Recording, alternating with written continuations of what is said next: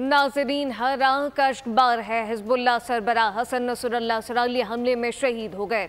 लबनान मुज़ाहमती तंजीम ने तस्दीक कर दी है। इसराइल ने जुमे की रात ताकतवर बमों से बेरूत में हसन नसरुल्लाह को निशाना बनाया।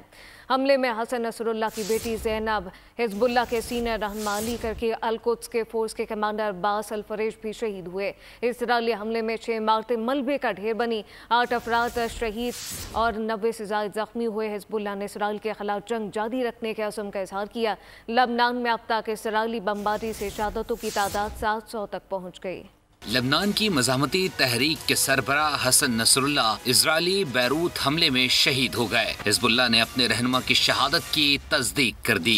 हसन नसरुल्लाह बैरूत में रिहायशी इमारत के नीचे बंकर में मौजूद थे। खबर एजेंसी के मुताबिक इजराइल ने बैरूत में बंकर बस्टर मिसाइल हमला किया। हदफ नसरुल्लाह थे। हमले में हसन नसरुल्लाह की बेटी ज़ैनब और हिज़्बुल्लाह के सीनियर रहनुमा अली करकई, अल-कुद्स फोर्स के कमांडर अब्बास निलफरोशान भी शहीद हो गए। इजराइल ने जुम्मे की रात बैरूत में 140 अहदाफ को निशाना बनाया। मजमूई तौर पर हमलों में 25 अफराद शहीद जबकि दर्जनों जख्मी हुए। इजरायली हमले में कई इमारतें मलबे का ढेर बन गयी। हिज़्बुल्लाह ने भी जवाब में इजराइल पर शदीद हमले कर दिए। इजरायली शहरों के कई मकामात में आग लग गई। तल अवीव में हाई अलर्ट जारी कर दिया गया। इजराइल ने धमकी दी कि किसी भी ईरानी जहाज ने लबनान में लैंडिंग की तो निशाना बनाया जाएगा। बैरूत एयरपोर्ट का सिस्टम हैक कर लिया गया। इजरायली तैयारों की मुसलसल परवाजें भी जारी रहीं। तर्जुमान इजराइल फौज ने बयान में कहा कि हसन नसरुल्लाह इजराइल के सबसे बड़े दुश्मन थे। ईरान ने बरसों तक हिज़्बुल्लाह की पुश्तपनाही की।